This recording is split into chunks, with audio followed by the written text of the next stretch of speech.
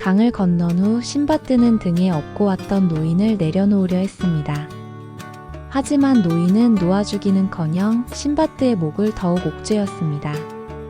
당황한 신밧드가 노인에게 소리쳤습니다. 영감님, 이제 내리세요. 하지만 노인은 등 뒤에서 기괴한 웃음을 터뜨리며 말했습니다. 이제 내 놈은 나의 말이 될 것이다. 어느 순간부턴가 노인의 몸은 마치 쇠처럼 단단해져 그 어떤 힘으로도 벗어날 수 없었습니다. 신밧드는 숨쉬기조차 힘들었고 피가 쏠려 머리가 터질 것만 같았습니다. 신밧드는 온몸에 힘을 쥐어짜 노인의 다리를 잡아 뜯으려 했지만 노인은 더욱 힘을 주어 그의 목을 졸랐습니다. 노인은 신밧드의 노력을 비웃듯이 말했습니다. 벗어나려 하면 벗어나려 할수록 조임은 더 강해질 것이다. 자꾸 그러다 숨이 막혀 죽을 수도 있다고. 자, 반항하지 말고 저쪽으로 가자꾸나. 그렇게 신밧드는 노인의 노예가 되었습니다.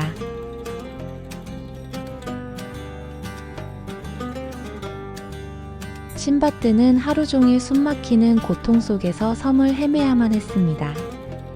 낮에는 허기와 갈증에 시달렸고 밤에는 불면의 시간을 보내야 했습니다. 노인이 올라타고 앉아있어 제대로 눈을 붙일 수 없었거든요. 신밧드는 고통 속에서 절망했습니다. 이대로 죽는구나. 하지만 신밧드는 포기를 모르는 불굴의 사나이였습니다. 짧은 탄식을 뒤로하고 이 끔찍한 악몽에서 벗어나기 위해 필사적으로 탈출 방법을 찾기 시작했습니다. 신밧드는 주변을 살펴보았습니다. 이 섬에 널린 것은 무엇일까? 혹시 노인의 약점이 될 만한 것은 없을까? 그러던 어느 날 신밧드는 넝쿨에 탐스럽게 열린 포도를 발견했습니다. 목이 말랐던 신밧드가 포도나무에 다가가자 주변의 향긋한 냄새가 진동했습니다. 자세히 보니 포도가 땅에 떨어져 발효가 되어 나는 냄새였어요. 바로 이거야. 신밧드는 노인에게 공손하고 친근한 말투로 이야기했습니다. 주인님, 혹시 기운이 솟아나는 신비로운 물에 대해 아시나요? 노인은 심드렁하게 대답했습니다. 수백 년을 살아왔지만 그런 물이 있다는 얘기는 들어본 적이 없다. 신밧드는 좀 더 목소리를 높여 얘기했습니다. 제가 전에 어느 섬에서 마법사에게 신비로운 물을 만드는 제조 비법을 전수받았습니다. 주인님께서 맛보시면 분명히 마음에 들어 하실 거예요. 노인은 잠시 말을 끊고 생각에 잠겼습니다. 호기심이 생겼거든요. 좋다. 하지만 거짓말이거나 내 마음에 들지 않는다면 그 순간이 너의 마지막이 될 것이다. 신밧드는 포도를 따서 으깨 커다란 호리병에 담아 따뜻한 햇볕 아래 두었습니다. 그리고는 노인이 이끄는 대로 이리저리 돌아다녔어요.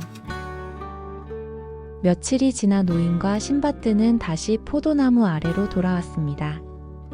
나무 아래 다다르자 포도즙은 달콤한 향을 내기 시작했어요. 술이 만들어진 것이죠. 사방을 진동하는 향기의 노인은 호리병을 탐욕스럽게 바라봤습니다. 언제쯤 완성되는 것이냐? 신밧드가 노인에게 말했습니다. 마침 다 만들어졌어요. 드셔보세요. 온몸에 힘이 돌아올 겁니다. 노인은 신밧드의 말이 끝나기가 무섭게 그 포도즙을 낚아챘습니다. 그리고는 벌컥벌컥 들이켰어요. 그 향기와 맛은 노인이 일찍이 경험해보지 못한 것이었습니다. 내 생전에 이런 맛있는 물은 처음 마셔보는구나. 흡족해 하던 노인은 결국 호리병에 있던 술을 모두 마셔버렸습니다. 노인의 얼굴은 금세 붉게 달아올랐고 몸을 비틀거리다 결국 깊은 잠에 빠졌습니다. 신밧드는 노인의 다리를 살짝 건드려 보았습니다.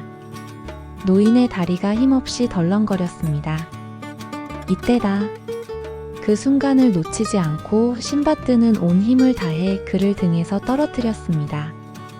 어리둥절한 노인은 팔다리를 버둥거렸지만 도통 말을 듣지 않았습니다. 이 사악한 놈. 대가를 받아라. 자유를 되찾은 신바뜨는 재빨리 근처에 돌을 들어 노인을 내리쳤습니다. 노인은 저항 한번 못해보고 그 자리에서 죽고 말았어요. 신바뜨는 비로소 온전한 자유를 되찾았습니다. 그는 해변가에서 약해진 몸을 추스리며 한동안 머물렀습니다. 혹시라도 지나가는 배가 있을까 해서였죠.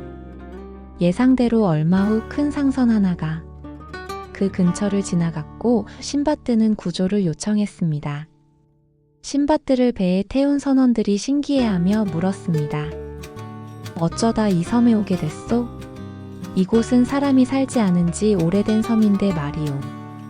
신바뜨는 이 섬에서 홀로 남게 된 자초지종과 노인에 대한 이야기를 했습니다. 뱃사람들이 놀라며 신바뜨에게 말했습니다.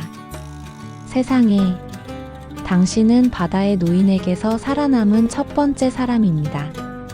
그제야 신바뜨는 자신이 만났던 노인이 사람을 노예처럼 부리다 죽음에 이르게 하는 악마였다는 것을 알았습니다. 원래 섬은 많은 사람들이 살았는데 바다의 노인을 피해 섬을 떠났던 것이죠. 그 후 신바뜨 덕에 많은 사람들이 고향으로 돌아오게 되었습니다. 이 경험을 통해 신바뜨는 깊은 교훈을 얻게 되었습니다. 겉모습이 선량해 보인다고 해서 모든 것을 믿어서는 안 된다는 것을 말이죠. 그렇게 신바뜨는 7번의 항해를 마치고 바그다드로 돌아왔습니다. 고향에서 그는 이미 유명한 사람이 돼 있었어요. 신바뜨가 여행하는 동안 그의 여행담은 입에서 입으로 퍼져 고향에까지 그 소식이 닿았던 것입니다. 신바뜨다. 신바뜨가 돌아왔다. 반가운 친구들과 친척들은 물론 온 바그다드의 시민들이 그를 보기 위해 구름처럼 몰려들었어요. 오랜 세월 세상을 전전하던 신바뜨도 이제는 나이가 들었습니다. 더 이상의 모험은 무리라는 것을 그 자신이 너무 잘 알고 있었습니다.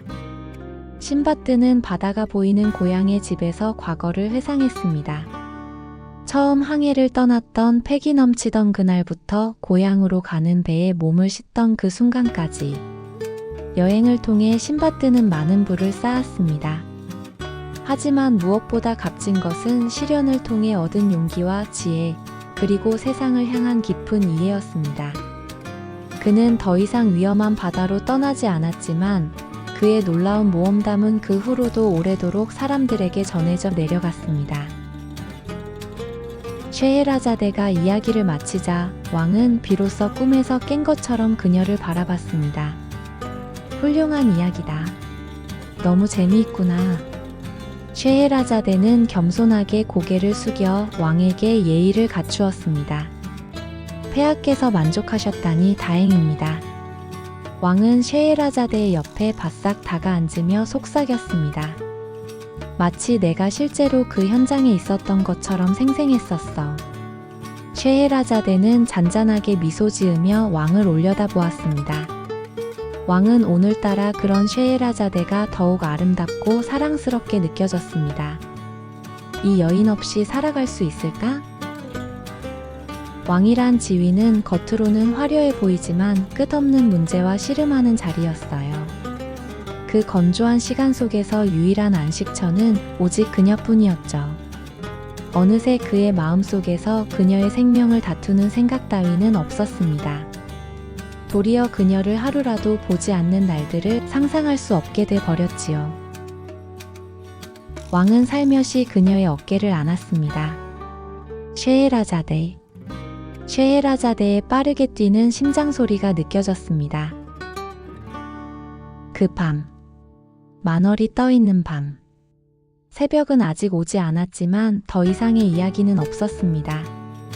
가물거리는 별빛만이 밤의 또 다른 이야기를 소근거리고 있을 뿐.